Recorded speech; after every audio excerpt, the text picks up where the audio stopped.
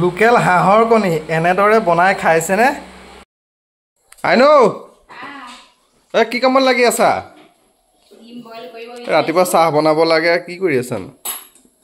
ডিম বইল কৰি আছা নেকি? হয়। আজি কি খানা অলপ বেলেগ টাইপৰ হ'ব নেকি? হয়, আজি অকমান বেলেগ ধৰণৰ বনাই খাম বুলি ভাবিছো।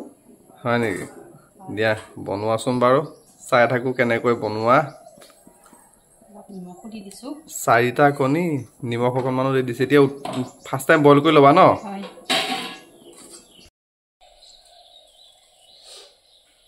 আলু কুটি আছা?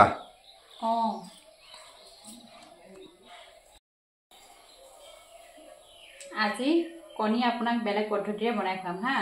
ঠিক আছে। আলু 3টা লৈ লৈছো।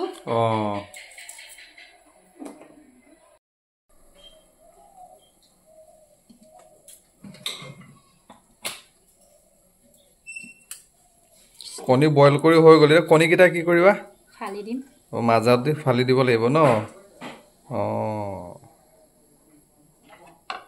সেইটো অকণমানি দেই, বাকীকেইটা বাৰু ঠিকে আছে।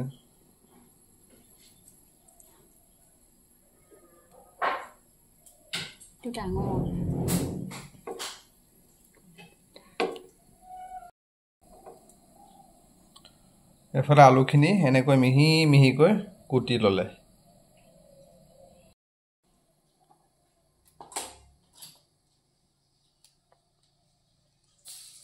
তেলতে অকণমান নিমখ, হালধি, তাৰপিছত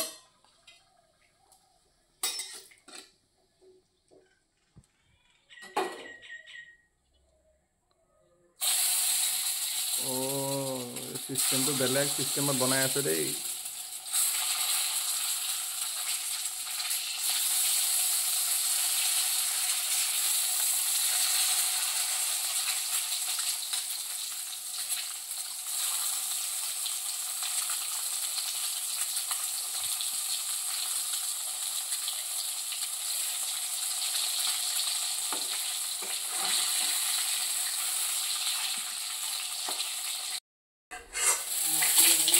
কণীখিনি অলৰেডি ফ্ৰাই হৈ গ'ল। লগত ৰেডি কৰি ল'লে জলকীয়া, পিঁয়াজ, আদা, নহৰু পিছা। আজি কণী বনোৱাৰ পদ্ধতি সঁচাকৈ বেলেগেই হ'বলৈ গৈ আছে দেই।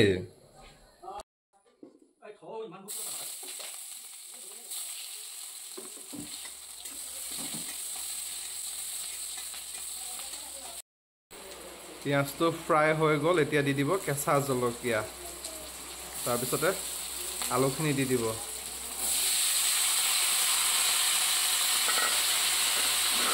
তাৰপিছতে এতিয়া দি দিব আদা, নহৰু,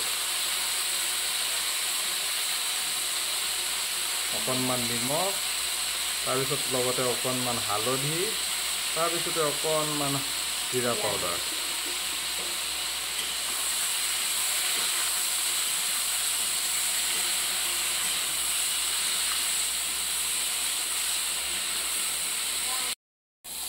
আলু ফ্ৰাই হৈ গ'ল, এতিয়া দি দিব পানী।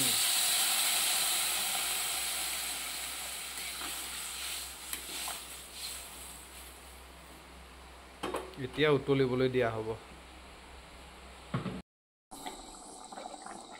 কণী দিব হৈ গ'ল ন? হয়।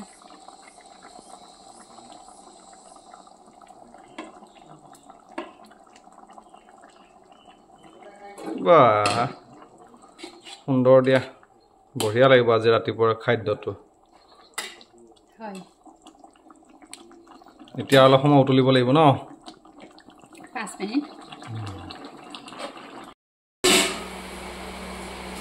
খাবহে লাগে আৰু এতিয়া। লোকেল হাঁহৰ কণী এনেদৰে বনাই খাইছেনে? বৰ মজা লাগে দেই।